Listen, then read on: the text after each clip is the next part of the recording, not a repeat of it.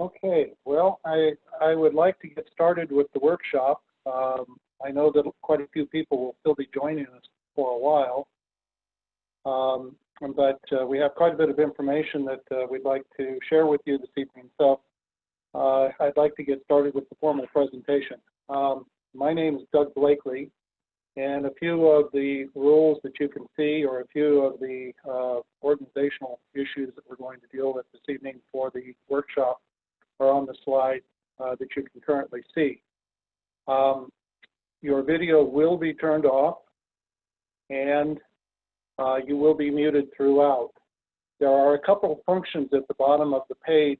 The chat function, there's a little chat icon. If you click on that, it gives you an opportunity to send text messages to the presenters, and we'll curate those during the meeting and try to answer as many of them as we can in the course of the workshop. There's also the possibility, as we get a little bit further along, under the participant icon at the bottom, if you click on that, there is the possibility to raise your hand if you would like to be recognized to ask a question. If we call on you, we will unmute you at that point so that you can ask the question directly to the presenter. If we do get more questions than we can answer during the course of the meeting, we will bring them together and answer them in an email afterwards to all the folks who are registered for this. We certainly appreciate the turnout for this. We're delighted to see so many people coming in tonight. And Tyler, if you could advance the slide to the meeting agenda. Again, my name is Doug Bleakly. I'm a program manager with Sustainable Contra Costa, and I'll be mediating and kind of organizing this evening. Thank you. We have several other folks here who are going to be presenting information on various programs and other things which should be of interest to many of the attendees. Colleen Nolan, he is also with Sustainable Contra Costa. We'll be talking about a county-wide program called Cleaner Contra Costa Challenge. Savannah Blyde with Rising Sun is going to be talking about a program that will help many residents be able to improve their energy efficiency in their home. The BayREN Home Plus program, we have Damian Hardman from the county, and we have Jeffrey Lang from ABAG from the basically the center for all 9 of the counties working together on this. We have a case study this evening. Keith O'Hara and Phil Walters will be talking about a BayREN project which was completed in Hercules the end of last year. And towards the end, we have 3 contractors coming up, including Keith plus Larry Waters and Curtis Winnetier from Basin Building Performance Professionals. And they'll be taking questions. Basically, it will give you an opportunity as a homeowner to ask them specifically about issues that you may be dealing with and get specific answers. If, in fact, there's enough interest, we'll carry it over. The official end time is 6:30.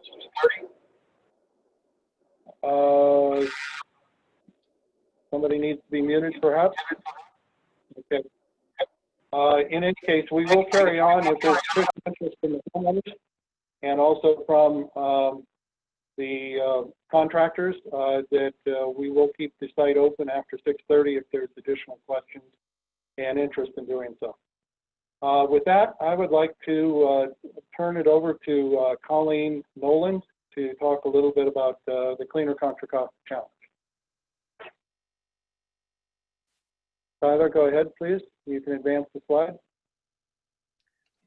Hello, everyone, and welcome to our event tonight. I'm delighted to be with you all, and I want to thank you for coming to learn with us all tonight.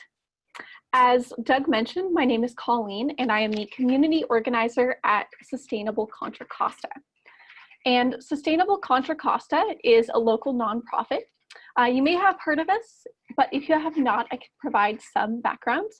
We are a nonprofit that was founded in 2008, and we are a community of educators, citizens and residents throughout the county that work together to provide tips on sustainable living and ways to save energy and water in our homes. So our mission directly overlaps with that of tonight's event.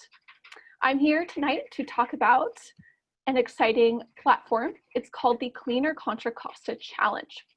And this is an online platform that makes climate action in our communities not only fun, but also simple and social. So I'm going to talk a little bit more about this and how if you are living or working in Contra Costa County, you can take part and you can learn more about solutions that we have towards climate change. Next slide, please. So before I go on, I also do need to mention the partner cities that are working with us. Sustainable Contra Costa works with the cities of Walnut Creek, San Pablo, and Antioch. And this program in particular is possible through a generous grant from the Bay Area Air Quality Management District. Next slide, please. So as you see on this slide, this is one view of the challenge. And the challenge is visible at a website. It's called cleanercontracosta.org.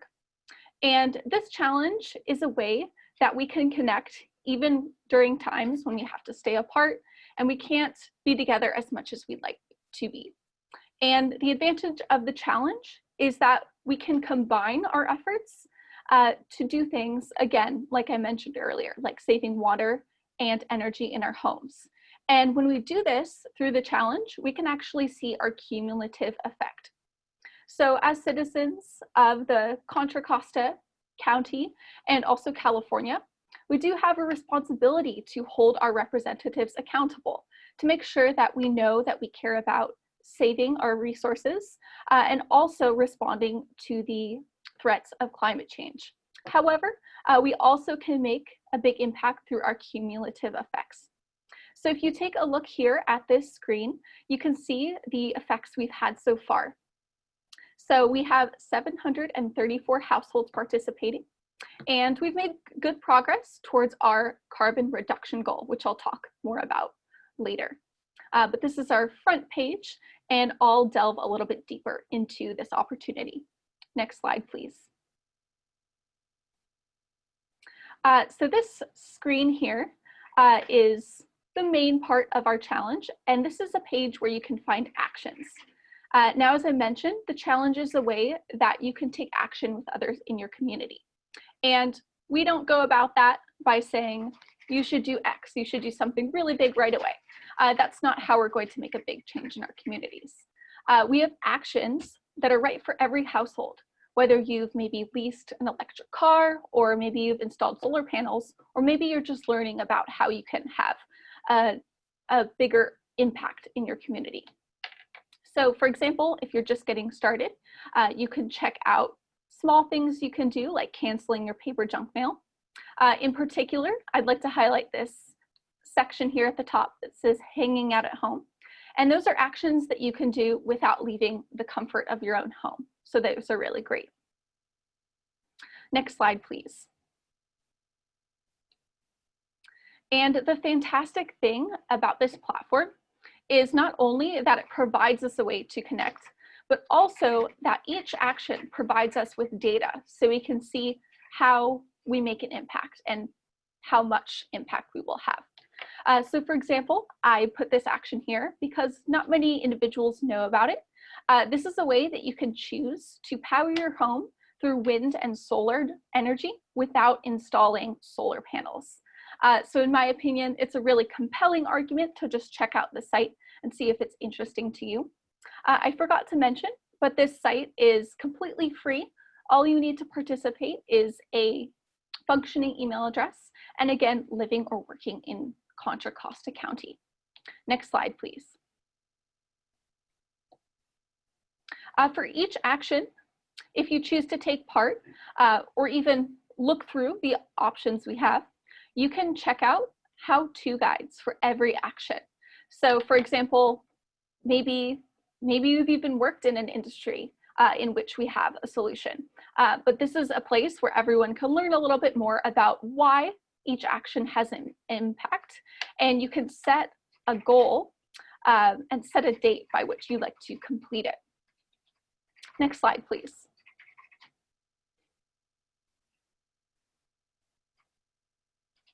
Finally, each action on the platform has custom resources. So if you choose to input some information about yourself in the platform, you will get resources based on where you live, where you are a resident of. So for example, at the bottom here, we have programs from one of our partners, MCE. And again, that's how you would investigate using solar or wind power to power your home. And that, I think, is a really amazing opportunity there.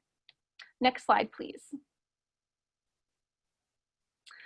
So if you would like, you can also form a team with people around you. And this is a great way to make sure that you are keeping each other accountable and that you're continuing to take action. So if you do choose to sign up for the platform, you can also recruit your friends, family, maybe colleagues or neighbors to join you. And the platform will actually compile the points, compile the actions that you complete, and tell you what kind of an impact you have.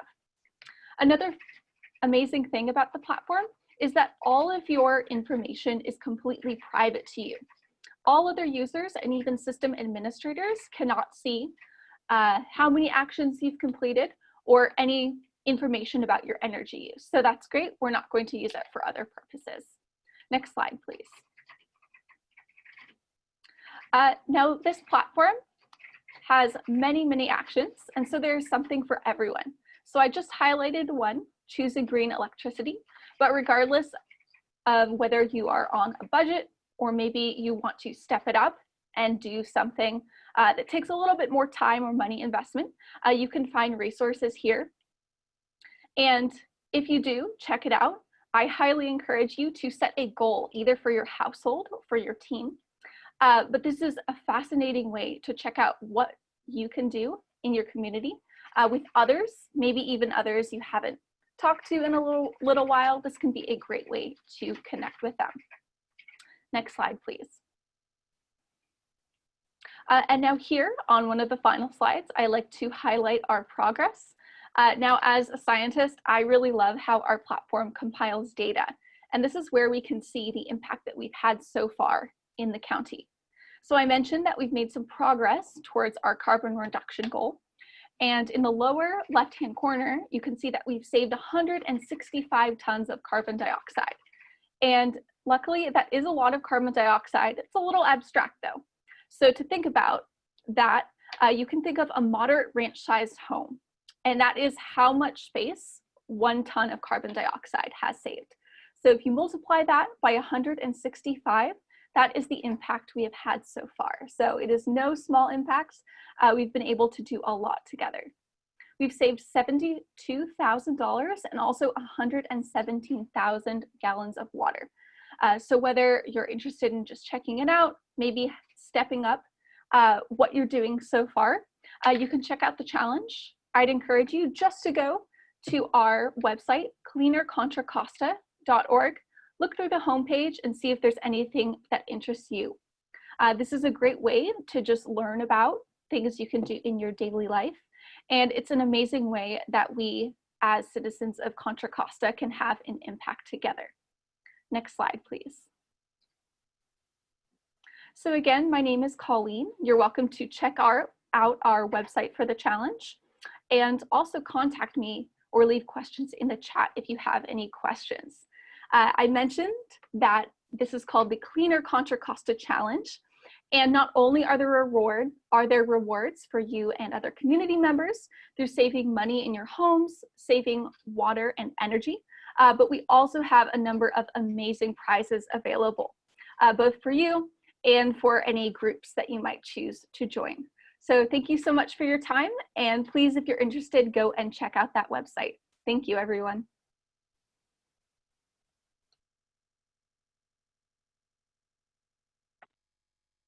Thank you, Colleen. Savannah, if we could advance to the next slide, Tyler. Savannah Blythe will be informing everybody about another way in which we can improve the quality, the energy efficiency of the homes, and contribute to reducing our carbon footprint. Savannah? Awesome. Great. Awesome. Thank you, everyone. Thanks for having me on today. My name is Savannah. I work, as you can see, with a nonprofit called Rising Sun Center for Opportunity. Our mission is to empower individuals to achieve environmental and economic sustainability for themselves and their communities. We're based in Oakland, but we serve the entirety of the Bay Area as well as San Joaquin County. We offer two programs, a Opportunity Build, which is a pre-apprenticeship job training program for adults in the construction and solar industry, and the Climate Careers program, which I'll be focusing on today, which is a youth program that offers residential energy efficiency installations. Next slide, please.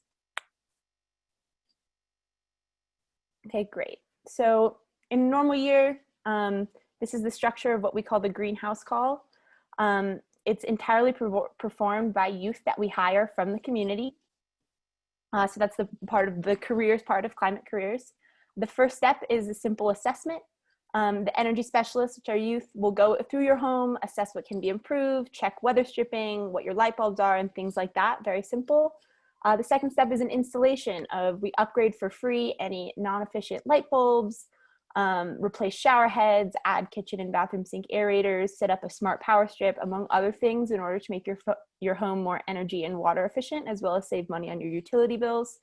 And the final step is education. So we give you further energy and water saving tips, additional resources on other programs, for example, such as the BayREN Home Plus program, as well as a follow-up report on how your home is performing. It's a really easy, simple, and totally free way to improve your home's energy and water efficiency. If you could go to the next slide, please. Great. So due to COVID-19, we're transitioning to a contact-free program. Obviously, we can't enter folks' homes and perform the installations for them anymore. So the kits are still going to contain all the same measures that you would receive in the normal program, but it's pretty simple. The first step is to just fill out an assessment survey online or over the phone, which I will link to you. It's about 15 minutes, and it just requires you to look around, check to see what the weather stripping, light bulbs, and things like that are in your home. And then the second step is that if you're eligible, we will mail you your free kit with all the items included, as well as installation instructions step by step in order to help you upgrade everything you need. And then the third step is you'll receive all the same educational information, just in a pamphlet form or things like that, as well as you can get personalized tips from our staff for programs and devices that can help you save even more. And we're still going to be hiring youth for this program this year. They'll just be operating in a slightly different fashion. They may be the ones that are offering you more tips or ways to save energy, ways you can change your behavior and things like that. And it's also great because you're helping to provide a work experience for youth in the green sector, especially in a time where jobs can be kind of hard to come by. So that's a great addition to our program. If you could just go to the next slide. Awesome. So here's how you can sign up for your greenhouse call. It doesn't seem as, unfortunately, the survey isn't in this one, but I will copy and paste it into the chat here. And it's, again, really easy. It just links you to a Google form that you fill out, and it will give us all your information that we need to assess what kit you need. And you can also call this phone number and leave your information, and someone will call you back to perform the kit over the phone. Again, this is a completely free program available to anyone living in the Bay Area and not just Contra Costa County, so share with your friends and family. And I highly encourage you to sign up. Awesome. Thank you so much.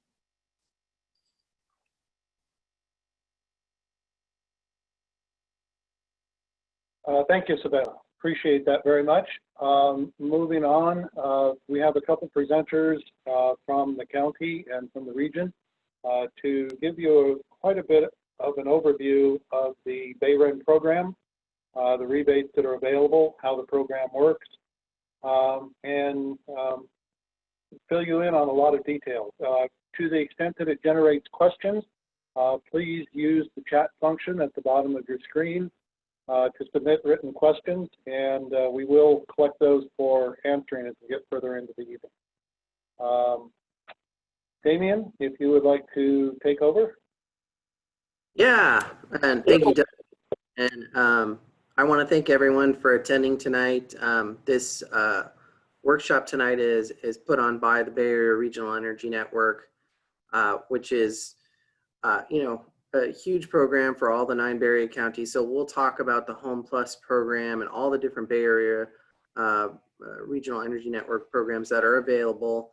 And also, you know, so what I'll do is I'll provide kind of an overview. What is BayREN? Kind of what are all the different programs, not just the Home Plus program, which you're going to get an in-depth, you know, program overview from Jeffrey Liang. So I'll provide kind of the overview, and then also I'll introduce Jeffrey Liang as well, and he'll go into the details for Home Plus. Jeffrey Liang is he works for BayREN, basically under the Association of Bay Area Governments, and he'll go over the details. But next slide, please. All right, so what is the Bay Area Regional Energy Network? It's a collaboration of the nine counties that make up the San Francisco Bay Area. So who cares, right? What is this, right? So the counties got to a place at one point where they got tired of having the investor-owned utilities, that being, for example, in our area, PG&E, running energy efficiency programs. So back in early 2012, 2011, 12, the counties kind of started to come together and said, we could run energy efficiency programs. We don't need the investor-owned utilities. We understand our constituents. So what happened is we created the BayREN. There are other RENs throughout the state, but this is the one in the Bay Area.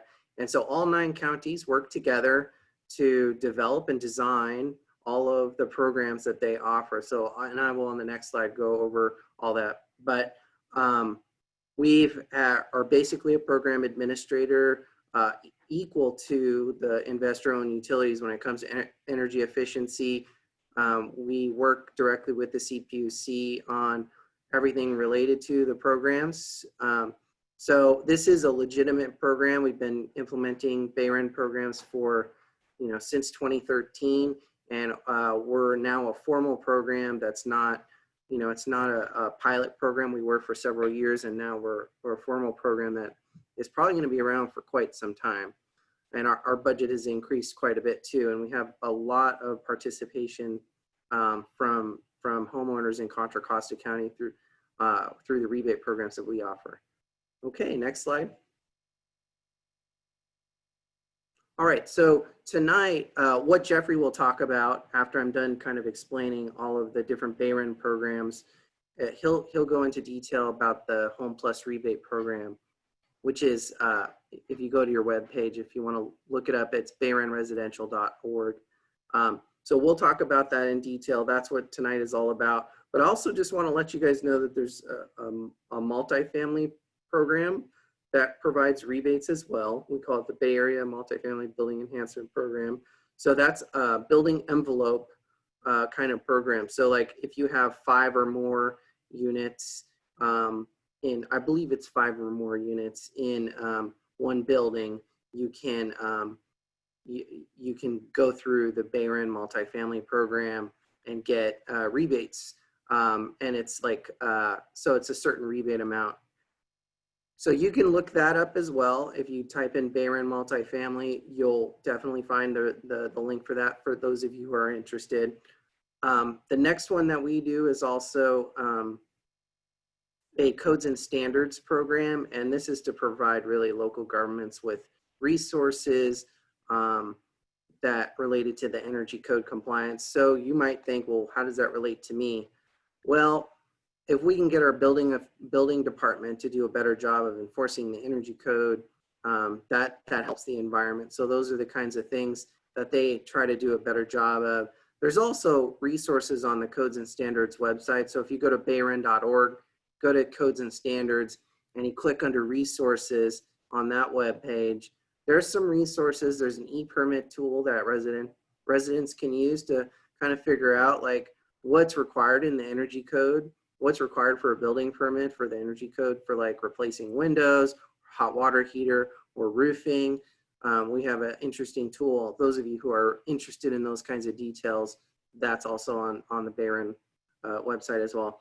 And we have a commercial pay for performance program. We had just launched it, so that slide should be updated. but it's on hold because of COVID-19 right now. So we're waiting to get a new contract with an implementer that's going to be moving forward with that program right now. But that's also available. You can check that out on our website also. So those are all the programs that are offered by BayREN throughout all the 9 Bay Area counties. One thing, to kick off our single family home plus program, one thing to, just tell you this is a legitimate program. It's backed by all the 9 counties. So, all the 9 counties, I'm your Bay Area BayREN representative for Contra Costa County. So if you have questions about any of these programs, or you're having a problem getting a hold of people for different programs, I'm your guy. So best way to contact me is via email with us, working remotely these days. I'm one of those county employees that has to work from home, as probably many of you do nowadays. So email is best. You still can call my office number as well, but I do recommend, if you do have questions, that's the best way to get a hold of me. Also, if you're not getting services well enough, or you're not happy with things, I always love to hear about those things as well. So I'm here as a resource to help guide any issues you might have. Also, with the Home Plus program, just to kind of give you some scope, we've completed like 10,000 projects throughout the Bay Area, and they've issued $21 million in rebates since the program's begun. So I think that's a good segue for Jeffrey Lang to talk more into detail about all the details and the rebate opportunities, and give you kind of an understanding of why we run this program and what's it all about. And you can go to the next slide. Wonderful. Thank you, Damien. So I'm just going to kind of go really quickly through a general overview and then get you to Keith O'Hara, one of our contractors, who can give some great case studies. So when we, especially on a day like this, a lot of people talk about what's, energy issues. And, a lot of people, I've been working at this for about a decade now. And when they hear about energy efficiency, the first things they think about are windows, and sometimes mention solar, which is actually more renewables. But what we find is that those things don't really solve these problems here on the screen. I'm guessing a lot of you probably, if you have a second floor, that's going to be a lot hotter than the rest of the house. And so what we want to do is, if you can go to the next slide, sorry. So, we have a lot of those energy issues, and especially for today, now that air quality is on top of mind, I also wanted to point out that the way our homes are constructed can have also a huge impact on the indoor air quality. As you see, indoor air quality is generally 2 to 5 times worse than outdoor air quality. And now we spend more time during more of the day in our homes. And children are often more susceptible to like asthmagens that can come from the home. And my 3-year-old daughter, this is why I am particularly passionate about the indoor air quality, is because, a lot of times what we have in our homes can affect our kids, and they are a little bit more, don't have a fully developed immune system. And so this is why I'm going to, kind of care about these issues. So next slide. So what is the best way to figure out what's wrong with our homes? My wife is a nurse at Stanford. And so I kind of explained to people that think of your home in a medical way. If you're sick, you go get checked out, you then get diagnosed, and then you get a prescription. This is how we want people to look at their homes. These are the tools, kind of like those diagnostic tools. This is a way to check how leaky your house is and how leaky your duct system is. So next page, I can, we have some statistics to be able to mention. So first of all, windows and solar are not the best way to do it. It's often probably the most expensive way. It's like asking for the medicine before finding out what's the problem that you have. When we do the test for the house, what we find is that the average home has a leak. Like if you added up all the leaks in the home, they'd be the size of a hula hoop. That's these arrows on the left-hand side. You'll see where air escapes through the house. So imagine heating and cooling your house and then throwing all that, all that heat or cooling out, out hold the size of a hula hoop. That's the first thing we want to avoid. So next, please. Second thing is insulation. We have insulation that looks like the ones here on the left, the two on the left and the middle. And if you have that, chances are you're really hot in your home right now, because insulation not only keeps heat in the house during the winter, but keeps heat from coming into the rest of the house during the summer. So what you should see is what's on the right. It should be like freshly fallen snow in your attic. Next, please. And this one I wanted to point out very specifically because I have a joke that duct tape is good for everything but sealing ducts, because it starts failing as soon as you have run hot air through that. Not only is this, so what we have learned is ducts on average leak 30%. So we have some that leak less, but also some that leak a lot more. But that middle picture there, where you see that dark spot around that yellow insulation, what that yellow insulation is doing is acting as a filter for your duct system, because there's a leak behind there. So not only are you losing that 30 cents of every dollar that you're heating and cooling into the attic and crawl space and making those pests very happy, you're also sucking that bad air back into the duct system and distributing it throughout the house. So kind of a double penalty. What you should actually be doing, and what the good contractors do, is they use this paste called mastic, and that's what you see on the right-hand side. And that's what's written into code. So next, please. And then, of course, we want to improve the efficiency of our water heaters and furnaces. These are just pictures of old ones. Skip to the next slide. And what why it's important to have, we have participating contractors in our program, and why it's important is we want to make sure that the exhaust gases are going up the vent, and that's why we check, because there are some cases where if it's not if your house isn't pressurized correctly, those exhaust fumes can come back into the house, and also just checking if there's any gas leaks, especially because we don't want those gases getting sucked into the duct system and distributed throughout the house. Next, please. And one quick thing that I want to mention is, anytime you burn gas in the home, you can create these poisonous gases, carbon monoxide, NOx gases, formaldehyde. And so that's, again, our contractors are going in and checking to make sure that's not a problem. And we also are starting to offer rebates for electrification. You see here, this is induction cooktop, which is better than your electric resistance. And basically it can remove that, kind of combustion gas in your home. Next, please.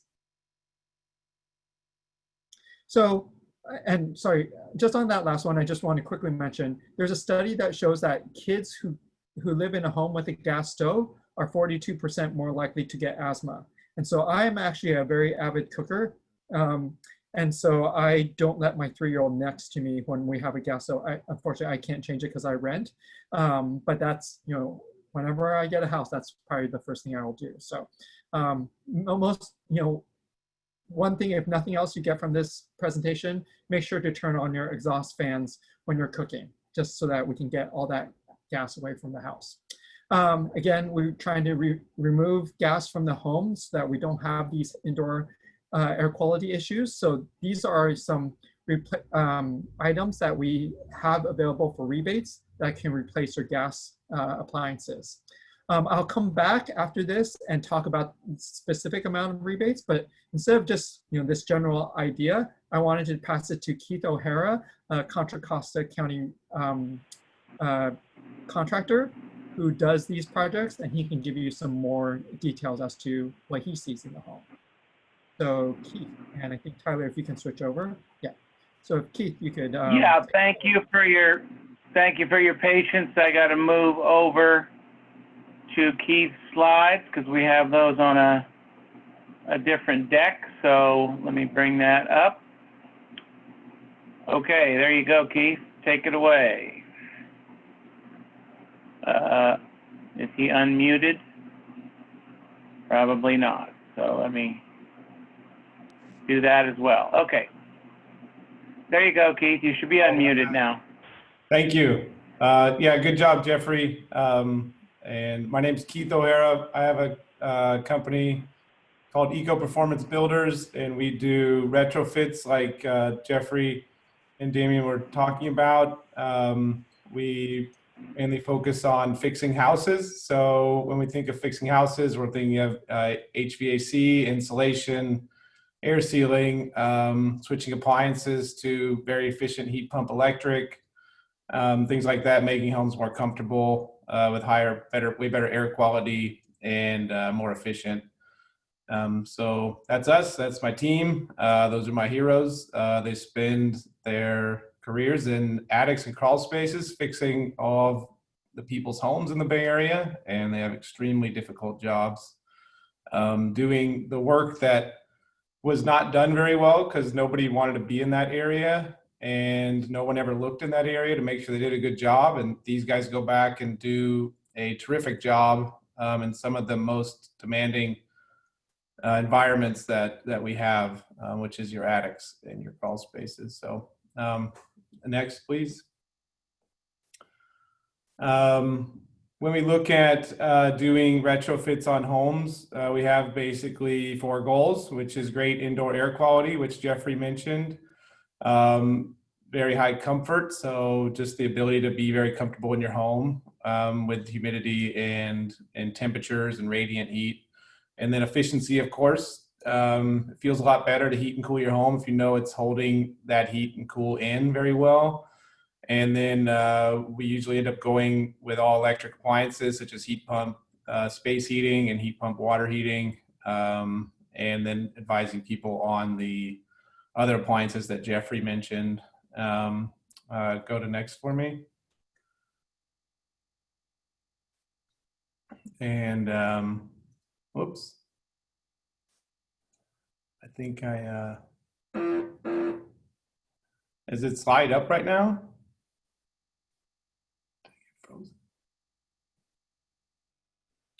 We may have lost Tyler. I'll take a look. Oh, okay.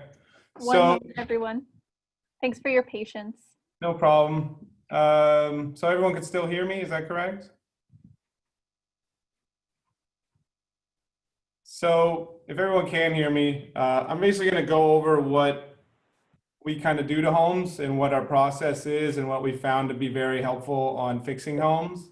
And then we have a very nice client of ours that we worked with, and he's going to just basically talk about the process from his end of what he went through as far as calling us, having us come out, and the work we did on the home and kind of the results that he saw and how he felt about the rebate program process and basically the home performance retrofit process. So as soon as we get back, I have a case study that I can show, and it's basically our really nice client's house, Phil Walters, and the work we did there, what we found before, and kind of how we converted the home.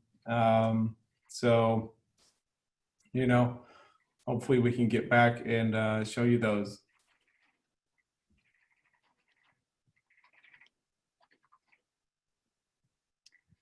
Doug, if you're there, can you share your screen with the slide deck?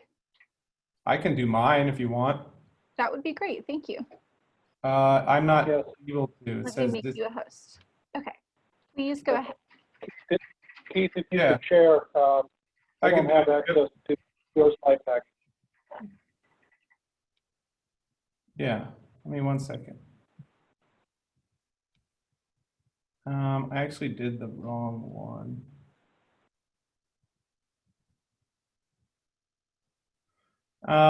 So now everybody can see it? Yes.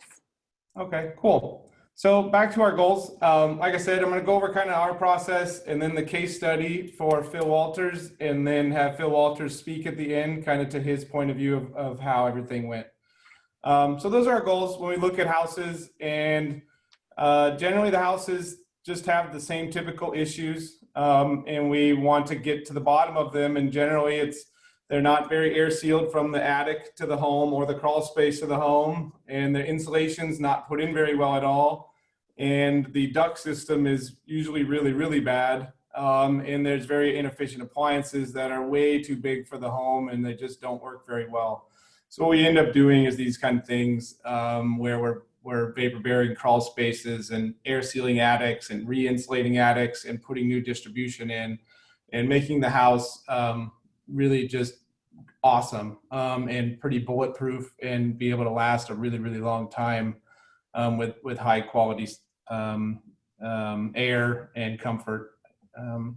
So one of the things I always like to talk about is the state of the HVAC industry, where the Energy Commission, who put out the highest standards in the nation, went and tested 150 brand new homes that were stamped by every single permit process that was available in the state. And what they found after they tested 150 random brand new homes is that less than 50% of the energy that is being made by the system is actually getting into the home on a design condition day, such as like a 100-degree day like today.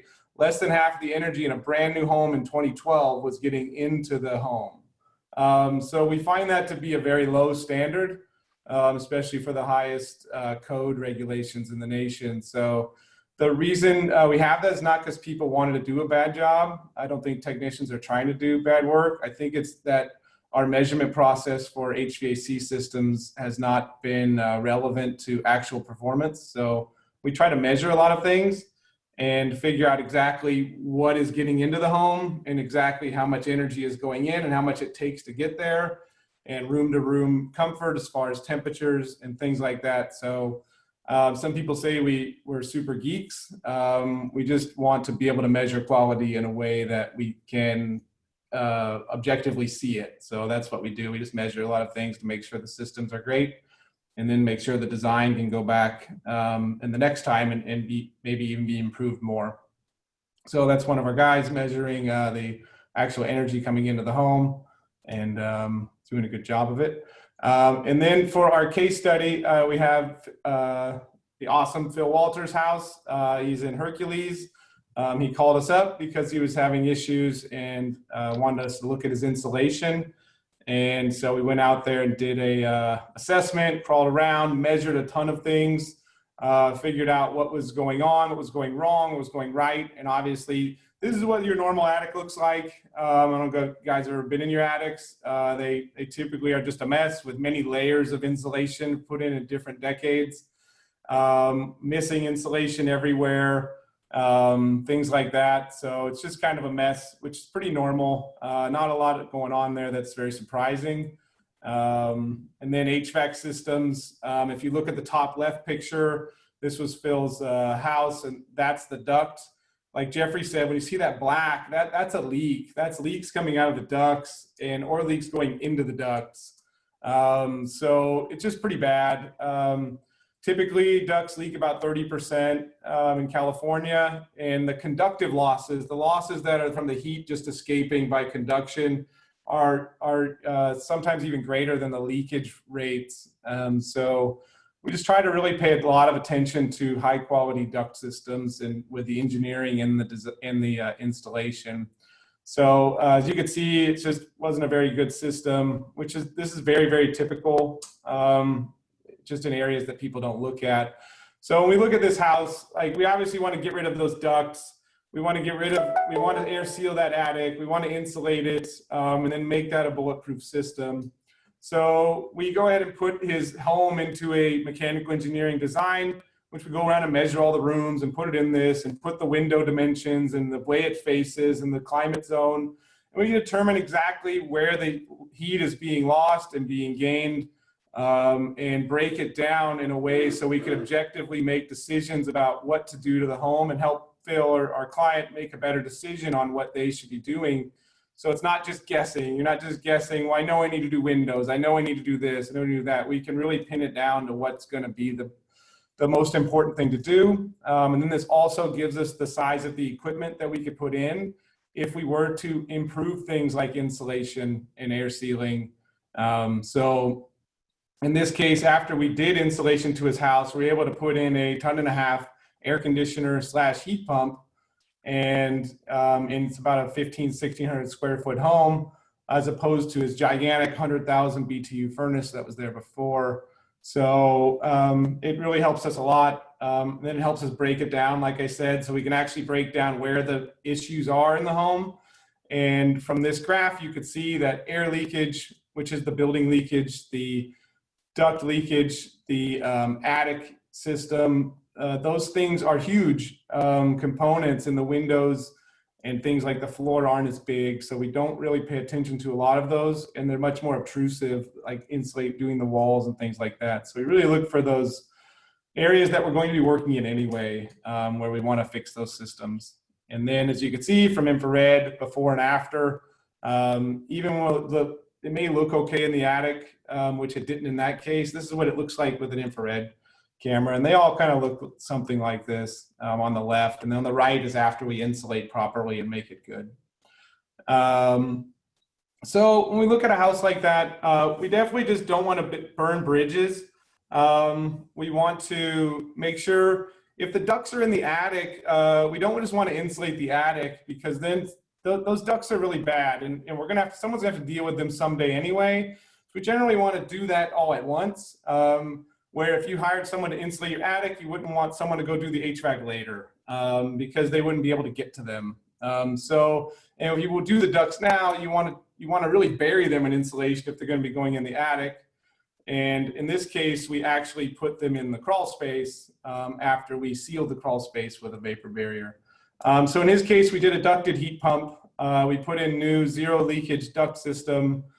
We put in a ventilation system that was balanced, and attic insulation.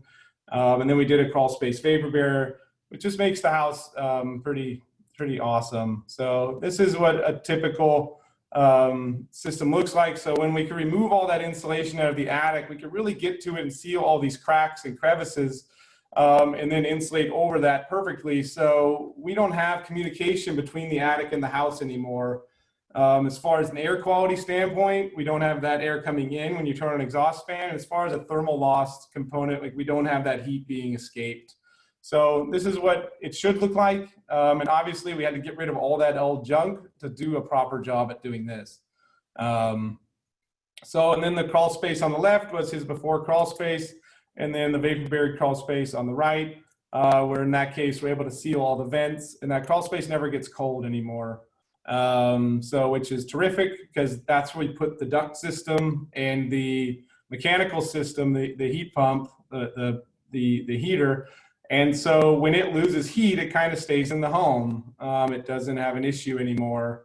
So we don't have a ventilated crawl space so much anymore. And it's not in this crazy hot attic or really cold attic.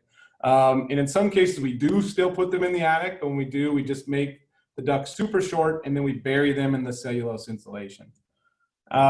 This is his heat pump, which is a air conditioner running in reverse. So it basically takes heat out of the air outside and transfers it inside. Just like your air conditioner transfers heat from inside and puts it outside. It just does the opposite in the winter, and in the summer it makes cool. So right now he has his air conditioner on, his house is staying cool. In the winter, his house is being warmed by something that is just an amazing efficiency of 3 to 4 times an electric resistance system. And then you see in the crawl space, it's a very nice environment now. It never gets below 60 degrees, and it really does a terrific job in that environment. And then we test the duct leakage to make sure it's zero. We don't feel that there's any reason to have any duct leakage, because any duct leakage will lead to bad air quality and lead to less performance of the system. So after we're done, we measure all of this system, and this is where we turn into geeks again, and we measure all the airflows at every grill. We measure the energy output at each grill. We measure the energy input for the whole system, so we could actually compare it to the manufacturer's specs and get an idea of exactly how much of the heat that we made, we got into the home. So in this case, we got 95% of the heat that the system was making at that time into the home, which compared to that new home graph that I showed you, which was less than 50%, we're doing a terrific job by getting anything above 90%. So when we're able to measure things, we're able to verify, and then it leaves people with a much better system, where is why we always influence people to go with home performance contractors, like the ones on the panel with me today, or us or whoever, because we look at HVAC a lot differently than the typical industry has been over the last few decades, and we actually want to get great performance. And then we get to filtration, like Jeffrey talked about air quality. So we want to put filters at our grills, so you have full access to them and they don't get the ducts dirty, and you can actually seal around them and make sure every piece of air that goes in actually gets filtered and brings those particulates down in your home, which are the asthma triggers that Jeffrey talked about. So the more your system runs, the more it filters the air, the more it brings the particulates down, and the better your air quality will be. So air quality is a big deal all around, and it's very simple if you just look at it from a different point of view than the way they've traditionally done it. There's no silver bullet to fix it. There's no magic device you can get on Amazon. It's all of these things put together that make it work, where less attic air getting into your home, better filtration of the particulates as they're running through the system, fresh air filtered coming into your home, and just having that control and being able to do a terrific job. And then we look at ventilation. I didn't have a good picture of Phil's ventilation system, but it basically takes outside air, puts it into the home, and takes old air from inside of the home and takes it outside. So, and it filters it in the process, and basically you have a balanced system, and with every piece that's coming in, there's some coming out, and it exchanges the heat as it goes. So on a day like today, you don't want to bring in 105-degree air. So when you're cooling your home to maybe 72 degrees, so it actually will transfer the heat to the incoming air, so you don't lose all that efficiency in your home, and you still have higher oxygen content and fresh air coming in. And that's kind of that's the work we did to Phil's house, and that's kind of the process we look at, and we just try not to burn any bridges, try to do a good job, and try to make these homes perform a lot better at the same time while switching most of them, in our case, all of them, to all electric, and you know, just trying to do better work than has been done in the past and take out all that old stuff. So, and here we have Phil, who is on the call with us, and if he would like to give some words about his experience with the program and you know, how everything went, and then I have one last thing to say after that. Can we get Phil on? Am I on? Yeah. Yeah, all right. Hey, Phil. Hey, I guess I'd like to say it's all true. Everything that happened, it was really great to work with you guys. I'd like to give a little bit of background. The whole process is we moved into this house, which was built in 1984, and the heating was just horrible in here. I mean, it was basically, you know, you would heat the house, you'd have to turn it on, really a lot of energy to get the heat in the house. And then, you know, within a couple of minutes or like even a half hour, all the heat was gone, you're freezing again. So it always constantly was cycling all the time. And I was thinking that the first part was just updating insulation in the home. Like, well, you know, we just need more insulation in the home. You know, that's all we need.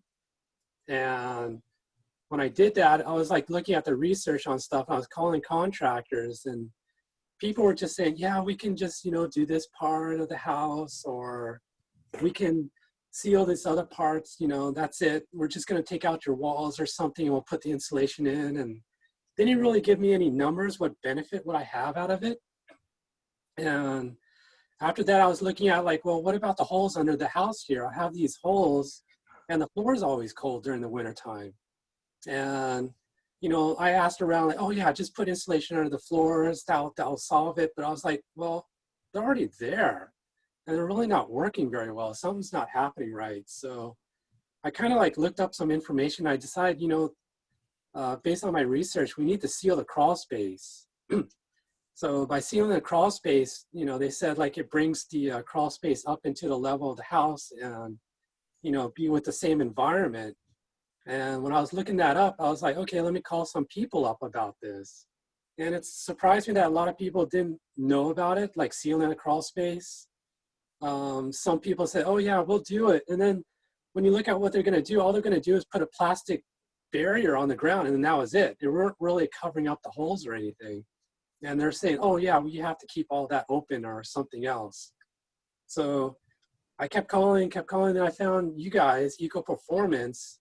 And I was like, whoa, this is totally different than the contractor stuff. You guys are doing all this other work about doing measurements. And then I just like asked, like, can you guys just, you know, seal the crawl space for us, you know, just to help the heat and then try to figure out this insulation later and do all these other piecewise, you know, one at a time.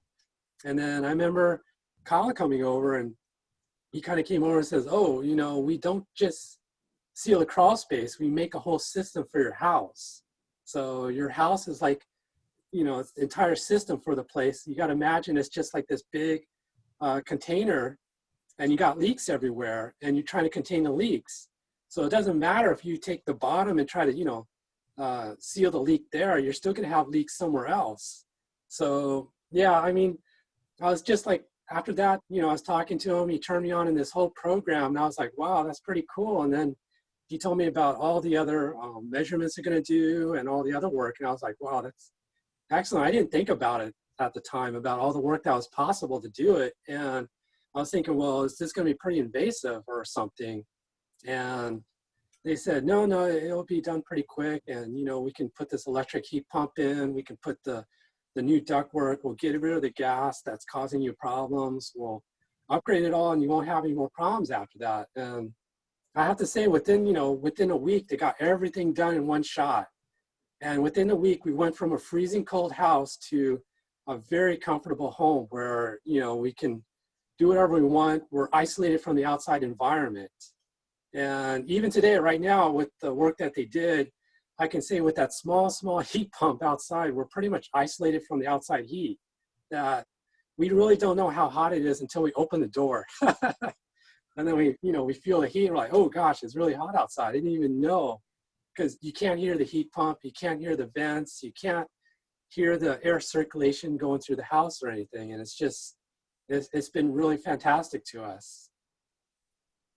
So I guess that's all I can say right now. You know, unless anybody else has any other questions or something. One thing that Phil, thank you, Phil. One thing that Phil told me this morning we were speaking is he installed a solar PV system and a battery. And his battery system, because the heat pump is so small, because he insulated very well when we were there, we were able to put in a very small air conditioner heat pump, and he's able to run his heat pump air conditioner with his battery system because it doesn't require much energy to turn on, which I thought was just awesome. Yeah, I had them come out and do the solar, which is like, I mean, I wanted to make the whole house self-sustaining. So ideally, I wanted to be off of PG&E's grid and be able to power up the house regardless of what's going on outside. So yeah, it works wonderful because at night, it's basically working on the battery. The whole house is off the battery at night. And during the day, we're just sucking the solar energy, and it's more than enough to keep our house cool or hot at night. We don't, I mean, I keep looking at the battery and it's actually only taking 10% of our battery energy at night. So it's pretty amazing. Nice. Yeah.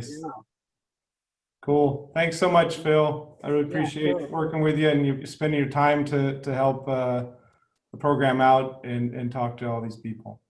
Sure, yeah. Thank you both, Keith and Phil.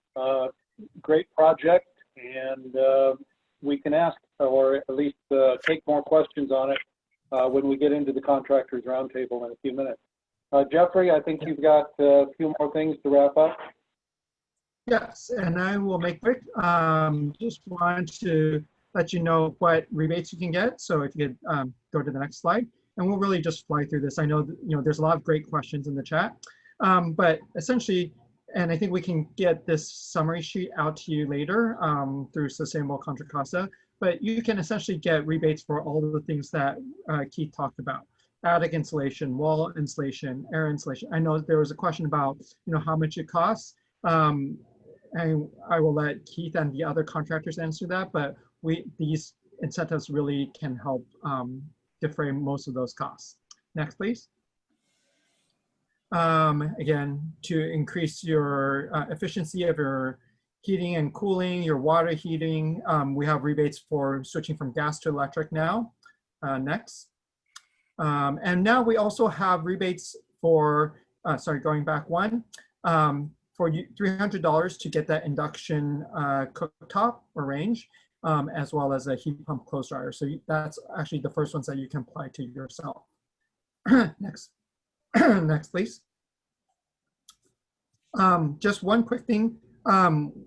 For that bonus measure, combining a building shell with heating and cooling, that is usually $500, but it is $1,500 for a limited time. So we want to get our contractors back to work. So we're giving this $1,000 extra for now, because we see that it's best when you combine those measures. And you can even get bonus rebates for downsizing, like Keith mentioned. And we also give you rebates for doing that safety test because that's so necessary. Next, please. So really the key to this program is our contractors. They are like the doctors for your house. And so this is why we vet them. We make sure that they've taken the right training and we continue to check up on them. So just letting you know that we do, we continue to follow up with them. Next, please. And so how you can find contractors, go to our website, BayREN Residential, I think next. There's the search criteria there that you can take a look for your county. And so we have a couple contractors here on the line, but you can always go and take a look at what other contractors are available. Next. We realize that there's also, rebate may not cover everything. So there are some great financing options. I'll give you a person to talk to about these. I don't think it's worth going and mentioning each one specifically. Next, please. So next, and we have some programs that we know, you may not be ready to jump in, right away, but here are some options to help you get started. Next, please.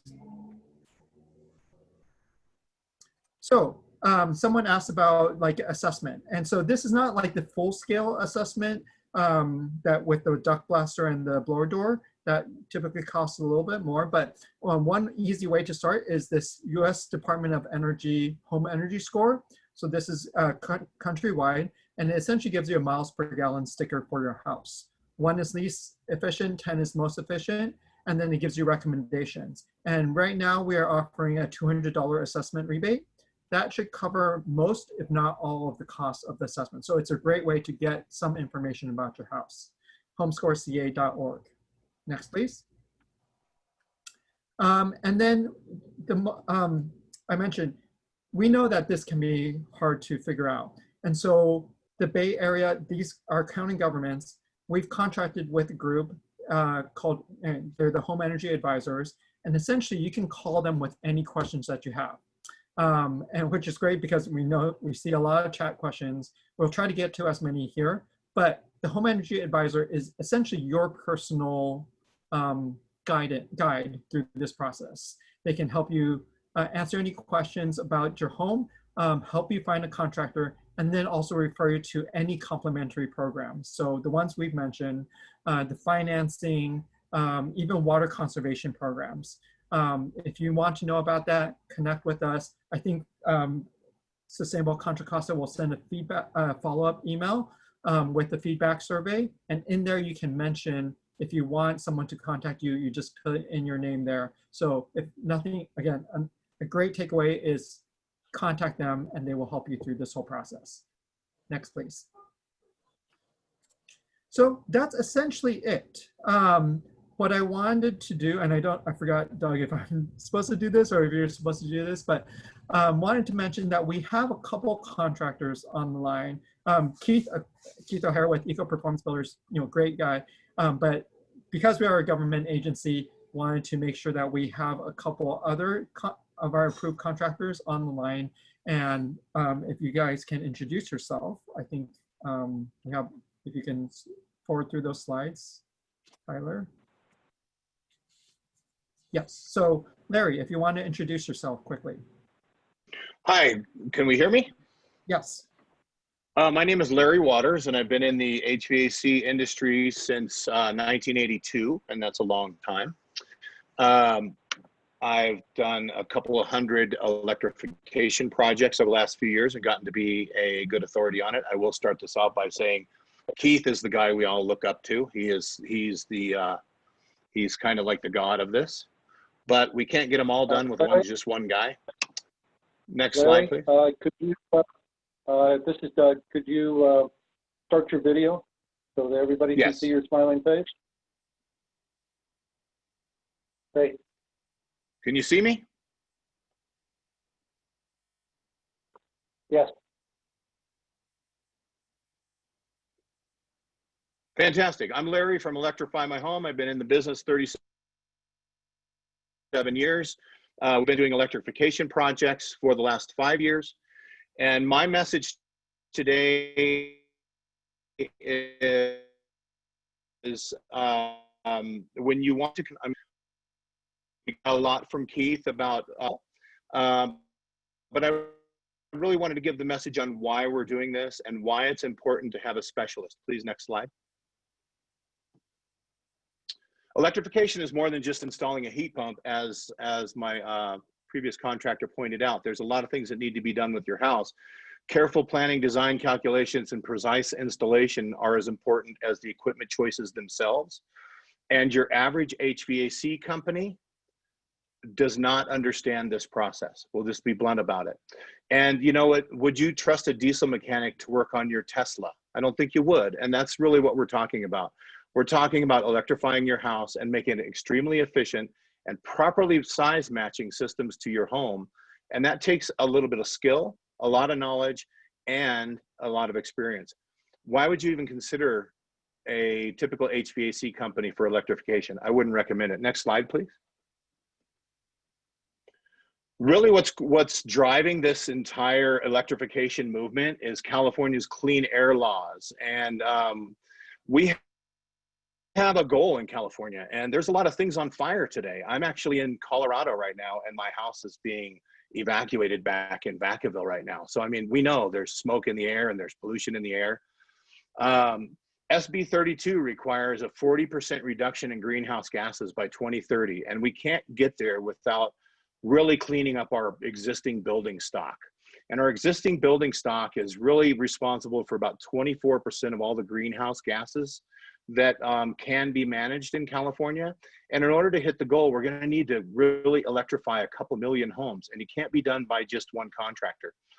Experts agree natural gas prices, because of this, could double, triple, or even quadruple in the next 10 years. And if you have a $200 gas bill now, thinking of having an $800 gas bill in the future, I mean, that should really get you to understand why heat pumps are so important.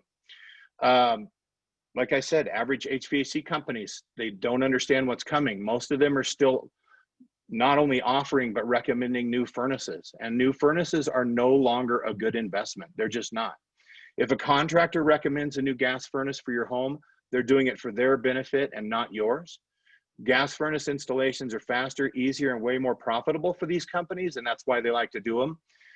Keith will tell you, and the contractor that's on after me will tell you, it takes longer to install our systems. We don't make the profit margin that other companies do, because we don't just put new boxes in your house and shake your hand and tell you everything is going to be great. We completely change the way your house operates with silent electric systems. Some of my customers don't even notice a difference in their electric bills. Next slide, please. A correctly designed inverter heat, and I'm not sure how far Keith got into this, but an inverter heat pump system, what that means is these systems are small. They're designed for the house to operate more continuously, and they speed up and slow down depending on how much heating or cooling you need at any particular time. These systems, you can set them for the temperature you like in your house. They achieve that temperature. They charge your house like a battery. They get the whole house the same temperature, and then they slow way down, and they just have to take care of what Mother Nature is throwing at it. So it uses a little bit of energy to keep the house extremely even. It's very, very typical for all the rooms to be exactly the same temperature, not be able to hear the system, and you know, really enjoy it when that electric bill comes. An incorrectly installed heat pump by a contractor that doesn't understand this process can cost you thousands and thousands of dollars in ownership cost over and above what you're going to pay for a great inverter system. And it's because our inverter systems are what we call a good steward of the electrical panel.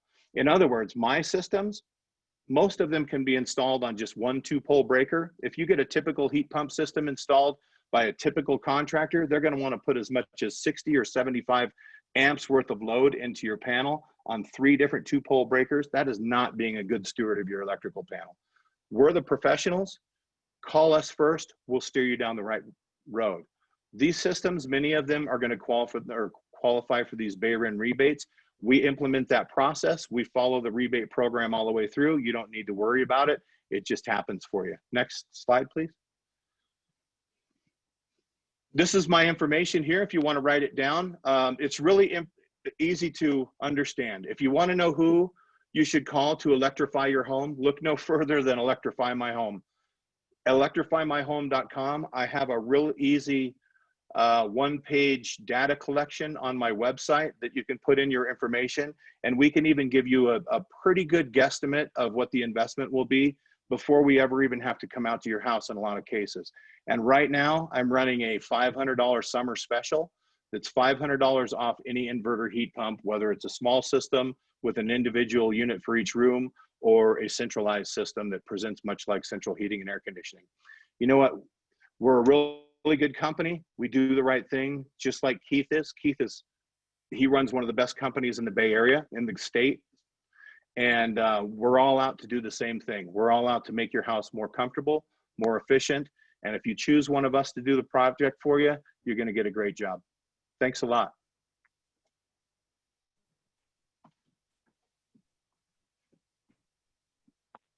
Thank you. I think that's it. Thank you, Larry. All right. Yeah, thank you. If we could turn this over to Kurt at Mason Building Performance. A little bit of background, and then we will get on to questions very quickly here. Lots of questions piling up. Well, I just want to say I'm really excited to be on this platform because I believe with the Zoom, we're really going to reach a lot more people that are interested in some of these things and help educate those that really need to be brought up to speed with the improvements with the building performance contractors that you've heard about here. I started in the industry as an electrician and really didn't know anything about heating, air conditioning, or how the homes were built, anything along those lines. And I don't know how many duct systems that I probably crushed running wires or just moving insulation out of my way to get my job done there. But I was able to find Lowell Mason, the founder of Mason Building Performance Professionals, and he had started his business as Mason Construction in 1971, almost 50 years ago.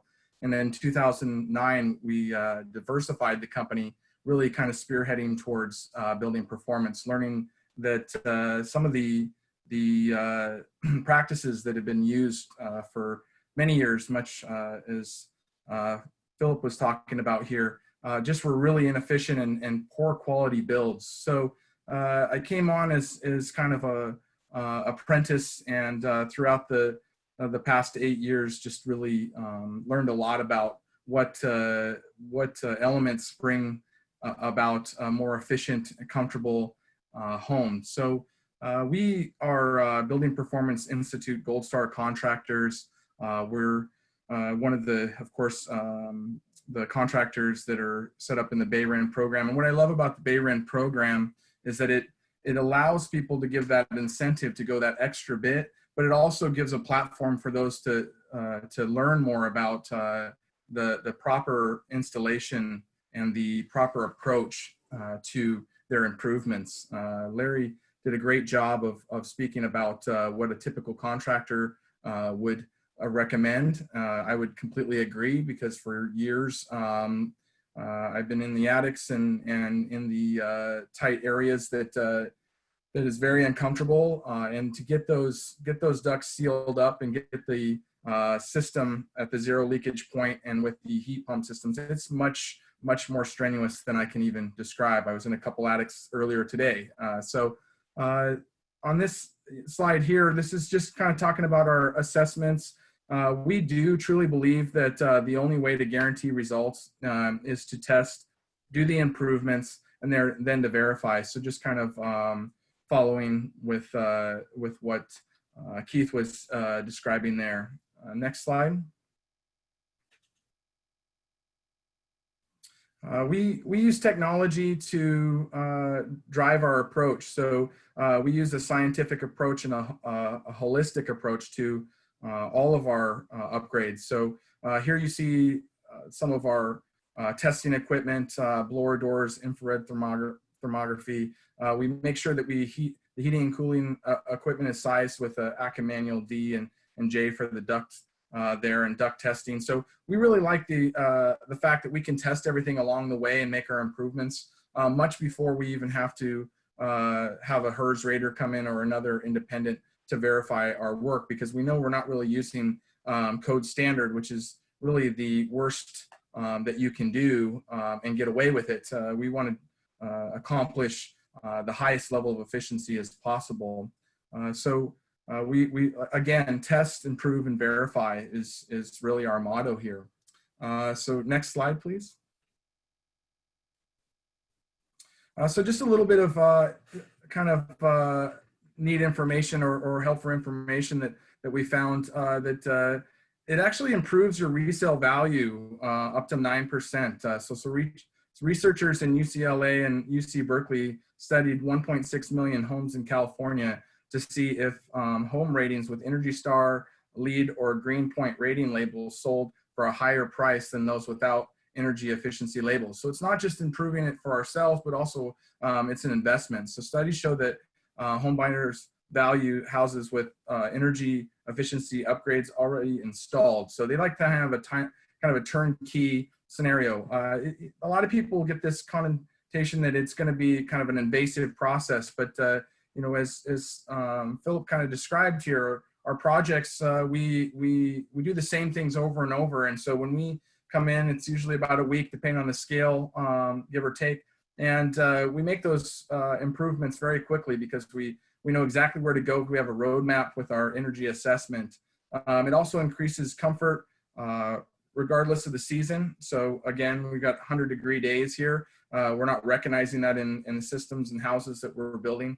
Lowering utility bills, of course, improving indoor air quality. So that's kind of a fear that a lot of us have right now with all of this smoke in the air, things like that, viruses and whatnot. So that's a really big reason also to have a contractor, an energy efficiency contractor, kind of give you an energy assessment and show you where improvements can be made. So improve heating and cooling system efficiency. So I would completely agree. Everything's going to be going electric, and those that are using the old systems are going to be left behind. And the customers that go in that direction are going to wish that they took a different direction. So eliminate and reduce uncontrolled air and infiltration or exfiltration. Improve home overall durability and longevity. Next slide. Hey, Curtis, this is Damien with Contra Costa. I'd like to wrap it up because we have a lot of questions. So if you can. Awesome. Yeah. So really just building performance means to us that we're making an overall better home, better indoor air quality, efficiency, and building durability. Next slide. So these are just some of our services that we provide. We do single measures as well, but we really like to take a whole house approach or whole holistic approach. This is our contact information. We got a great website with a lot of blog information that I've done, and you can check us out at bpphvac.com. Thank you, everyone. Thank you, Curtis. Awesome. Thank you, Larry. And I'm sorry, I'm forgetting somebody. No, that's okay. And of course, Keith before that. So we have a very large stack of questions that have come in over the course of this. And what I'd like to do, there's a few of the questions that really are BayREN related in the sense of how the program functions or what's possible. So before we get to some exact questions for the contractors, perhaps we could answer some of the things relating to the program as a whole. So for example, does BayREN do a free, no obligation assessment of a home? And perhaps Jeffrey, you can answer that quickly. So home energy score is probably kind of the first place to start. That's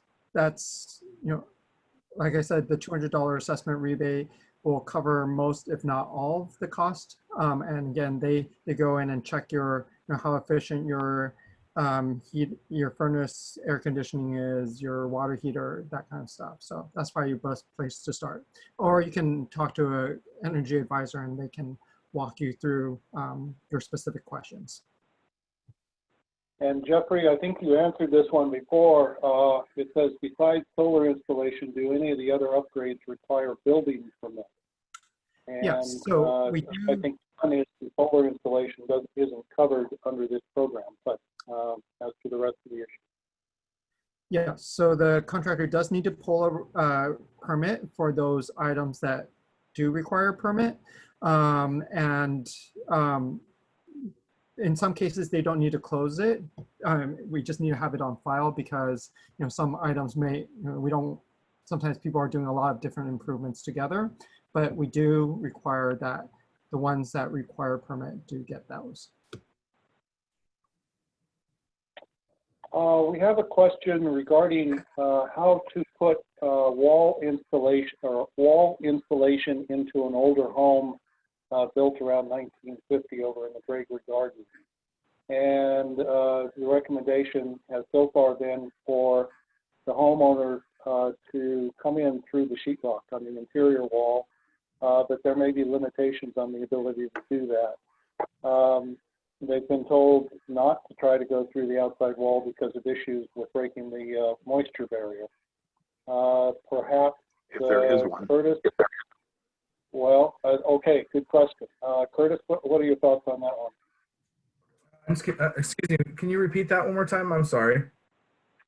Yeah, very quickly. Older home, Gregory Gardens, 1950. They've been told that they want to insulate their walls to come in through the sheetrock on the interior wall, except for the fact that there may be access problems. They've been told that they shouldn't come in through the exterior wall because of breaking the moisture barrier. If they can't access I would say it would be the best approach to come in from the inside. Even if we do have lath and plaster, we can do full containment. A lot of times we're really kind of dealing with coming from the outside if we have tile or some backsplash, things like that. And in that case, we do seal our moisture barrier before we do our stucco patch, or depending on what kind of outside siding that we have there. But we kind of want to minimize coming from the outside. Inside is best.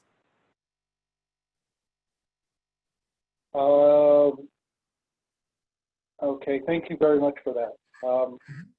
I'm scrolling down through here.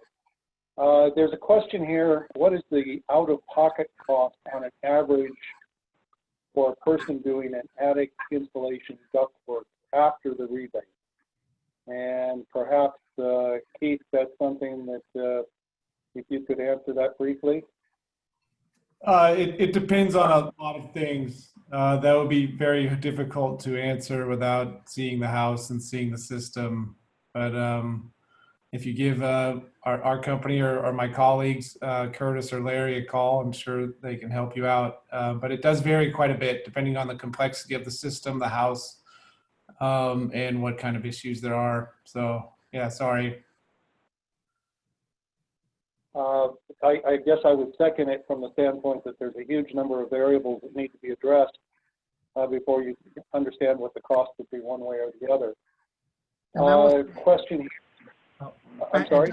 just getting to the heart of that question, I will just say that insulation is probably one of the most cost-effective things to do. So it's probably one of the first things that, and air sealing is probably the first things that you want to do. Okay, thank you. With regard to Doug, I'm just going to take it back to Curtis's last slide. We just had someone say they didn't catch all his contact info, so we'll just hold it on this slide for a second longer and then go forward. Okay, Tyler, as a matter of fact, I think one of the things we might do in a follow-up email to all the attendees is to include contact information for all of the contractors. Yes, absolutely. That will all be included in the follow-up email. Super. Okay, so while that information is on the screen, question is, I've heard heat pumps are better suited to homes that have a basement or crawl space. Our home is on a slab. Are there any drawbacks to installing a heat pump? And Larry, I was wondering if you could perhaps answer that one.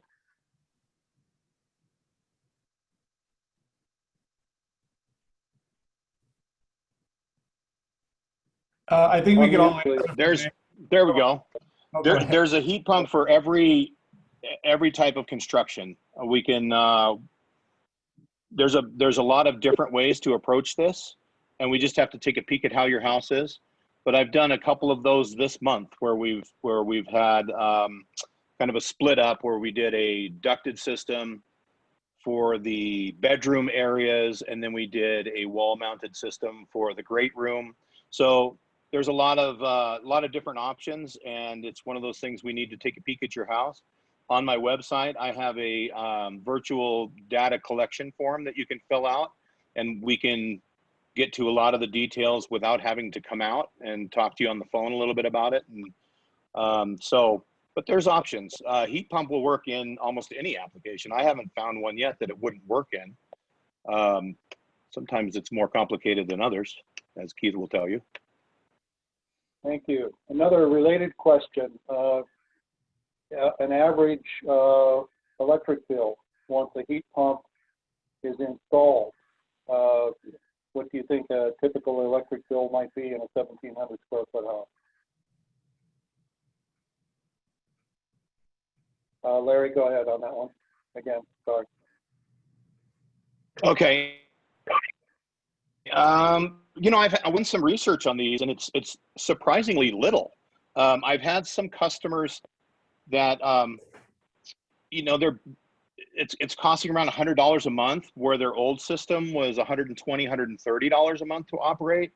And these systems are also going to cancel out the gas bill in the wintertime. So, but we've done some data on some of these, the super tight systems that we put in that are sized and centrally located with new ductwork. And they're using between 2,100 and 2,900 kilowatt hours a year. And if you kind of do the math on that, it's going to depend on how much energy you use now, but $600 to $900 a year maybe at the is kind of average for what we're seeing. Thank you.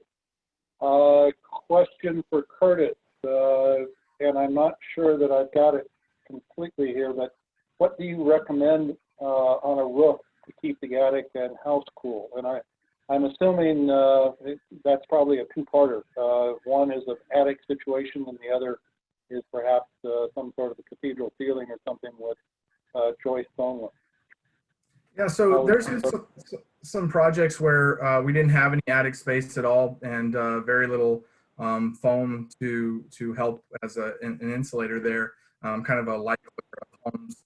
In those projects, what we would do there is kind of box the area out and then add some polystyrene foam and get our R value from above. So that would require stripping the roof, going in with a spray foam there, and then kind of a cool roof or a light roof finish there to reflect you know, that solar gain. But in most typical homes, depending on if you're actually changing the roof or not, we like to use a new plywood that has a radiant barrier on the back, and also use a lighter cool roof material if we're kind of combating from above, even with an attic scenario. But the best thing that we can do is air seal, add R50 insulation if we have an attic there, and ventilation is very key. So we need to make sure that we have plenty of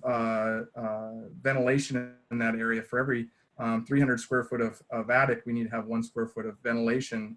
You can't, and we want to have that just to kind of get that hot air out. And for BayREN rebates, the minimum is R50, R44 in the attic. Is that correct?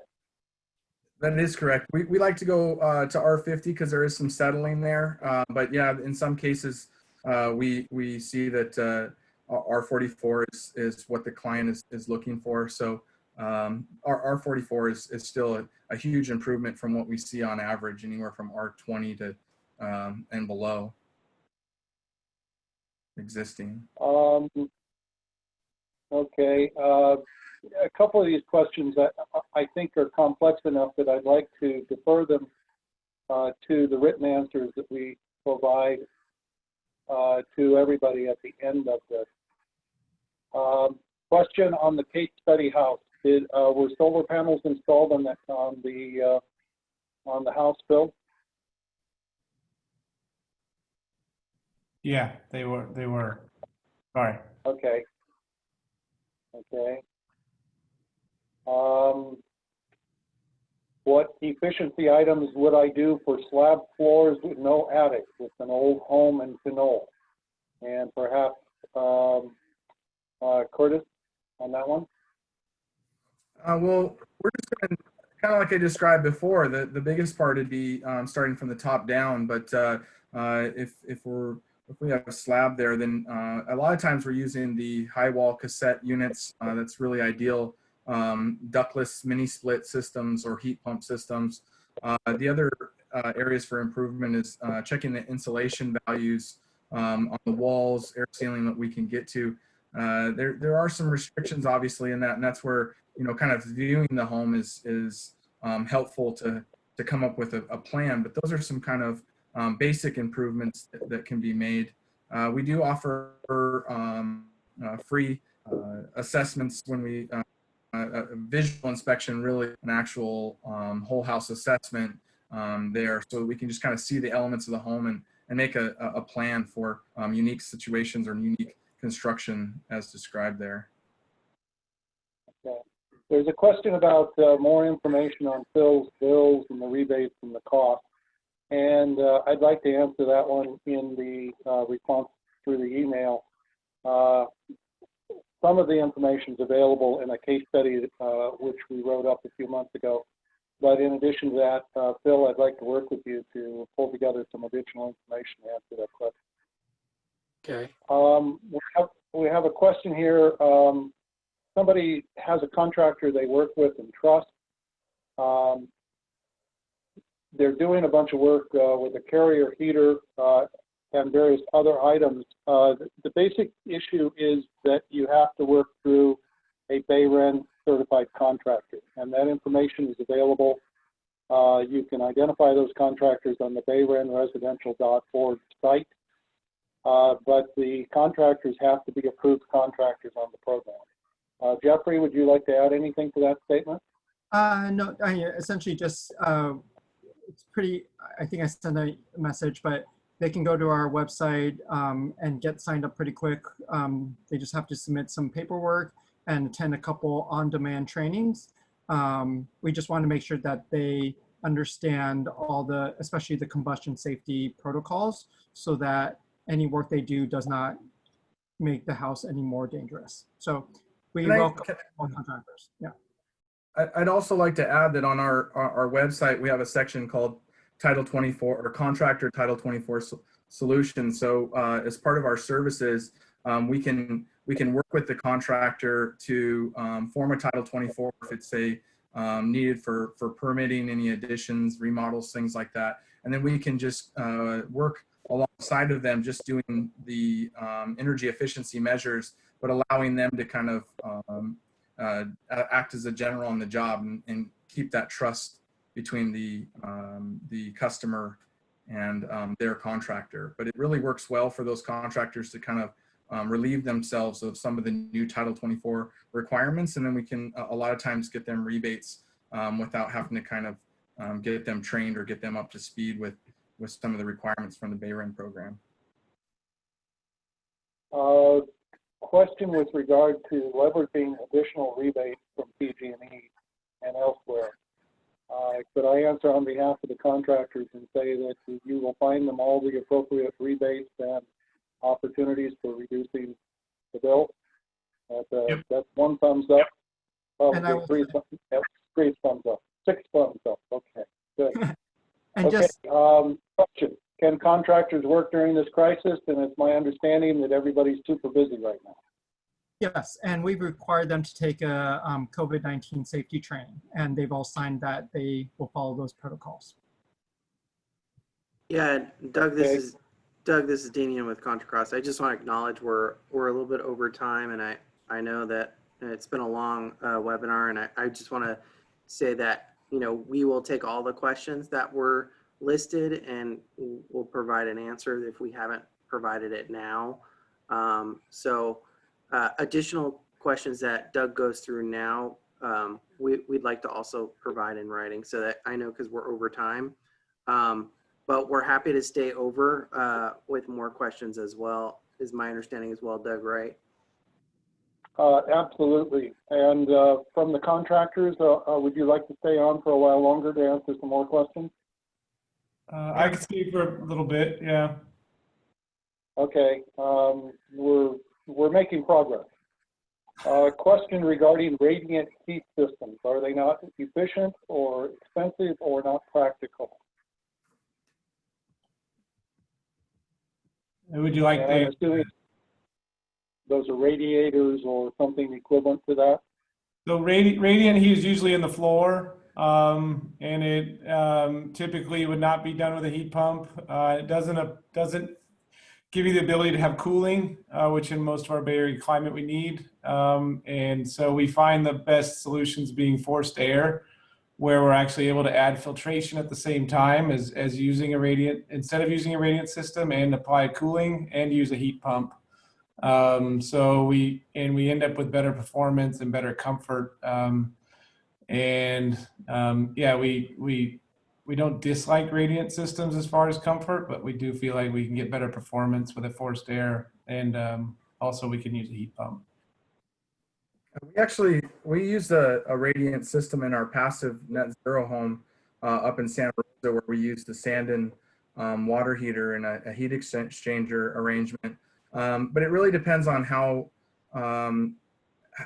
well you can insulate the home and what elements. In that house, we really didn't even need cooling because it was so efficient, but it can be done. And in that case, we were using radiant floors, and but we also had the benefit of a very thick insulated slab. So it can be done, but a lot of times in a retrofit installation, the cost of installation really becomes high for the benefit, as Keith was mentioning there. Reminder for everybody, if you do have a chance and could fill out the evaluation survey before you leave this evening.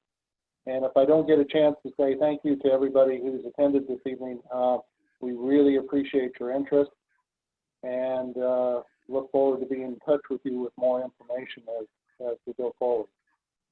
Another question here with regard to ballpark or range of out-of-pocket costs for installations, and I think I can answer on behalf of all the contractors and say that it varies tremendously by the scale of the building that you're working in and the issues that you're addressing. So it's really something where you're going to have to talk to a contractor about your specific contract, your specific upgrade requirement.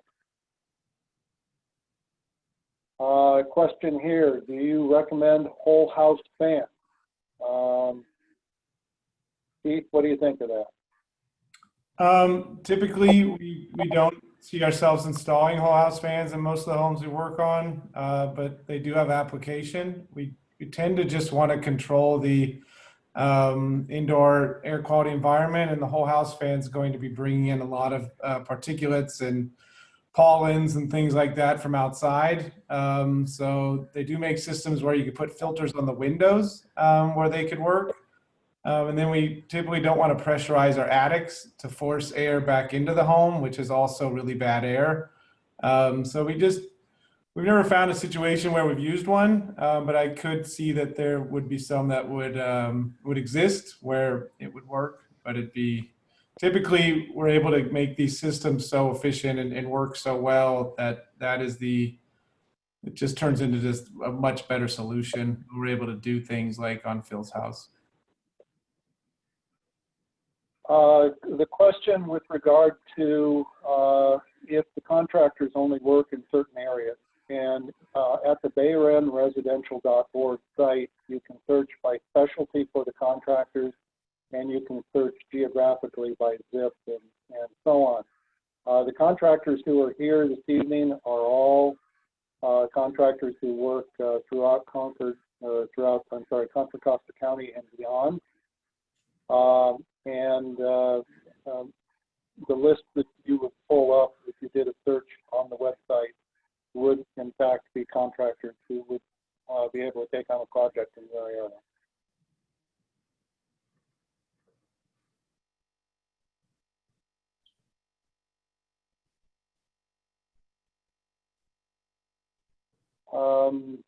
Lots of questions with regard to ballpark costs for heat pumps, installation, roofing, and various other things. It's the same question. Those are really things that are going to be project specific. And I will say you can ask the home energy advisor. One of the things that they can do is compare bids. So if you get 3 bids, you can bring it to the home energy advisor and ask them, does this look right?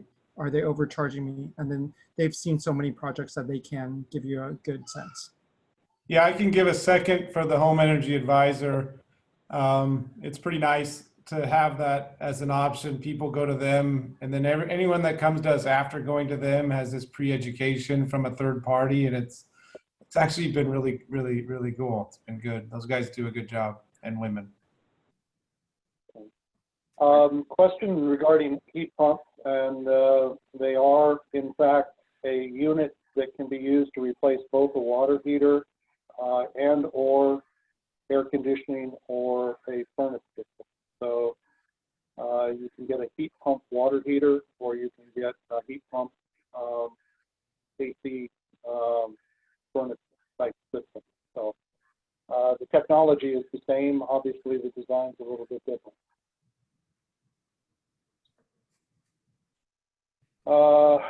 Okay, pretty technical question. Would you recommend performing earthquake brace and bolt work before whole house installation of heating replacement work? What do you think, Steve? It depends on the situation. If you're going to be blocking off areas with ductwork in the crawl space, you may want to wait, or if there's going to be a lot of people destroying the system we worked so hard to put in, I would wait. But typically, it can be done after if there's good access, but a lot of times we see it done before. So it's up to you, or it's to have someone come out and take a look and give you a better idea. I'm skipping a couple questions that we will reply to in the email. Question, will the recording be available? The answer is yes. That will be posted. We'll provide the link in the email. It will probably, Tyler, are you still on this evening? Yeah, I'm here. That will be on a YouTube channel. Is that correct? Yes, we will have it on Sustainable Contra Costa's YouTube channel, so you'll be able to watch it again there. Super. Okay, question. Would a heat pump cool a 1,200 square foot home when temps are in the 90s? And Curtis. Ask Phil. Okay. Phil, what do you think? He's taking someone's temperature. Okay. Phil, I don't know. How's your home feel on a hot day like today? That feels great. I mean, like I said earlier, it's like I can't really tell how hot it's outside until I open the door. Okay. That's one of the smallest heat pumps that you can get. Yeah. Yeah. So the answer is Question. I'm sorry, on that, moving along. Are there programs for senior citizens, finances, or discounts? Jeffrey, what do you think? Not that, not through us. I would check with the Home Energy Advisor. They collect a whole database of other programs, and I can't think of one right now, but there may be, possibly on the finance side. Okay, thank you. We've come to the end of the questions this evening, and I want to thank everybody. This has been for all of us, I think, a very gratifying evening.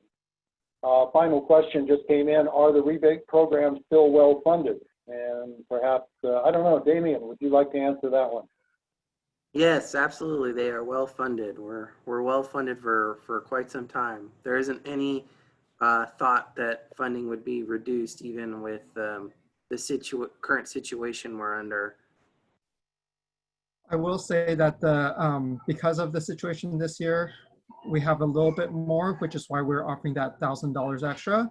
It likely won't be continued next year. So I would like to thank everybody who made this a success this evening. The contractors, one name I forgot to mention earlier in terms of people who were important in making this happen was Tyler Nordham Phelps, who has been our host and our producer for the evening. Bill Walters for joining us and allowing us to take a tour of his home. And the representatives from BayREN, both Damien and Jeffrey. Colleen Nolan from Contra Costa, and Savannah Blythe from Rising Sun. For all of us and to all of you who joined us this evening, we appreciate your interest, and we'll be back in touch shortly. Thank you. And I just thanks, want to Phil. say thank you as well. Thanks, Thanks, everyone. everyone. And appreciate your patience with everything as we do this with Zoom for the first time. So, hopefully we'll get it better next time. There's plans for more of these workshops throughout the next few months via Zoom as well. And look out for information on the county website for that and on Sustainable Contra Costa's website. We'll be targeting different areas of the county as I do outreach for that. But thank you all. Thank you. Thanks, Phil.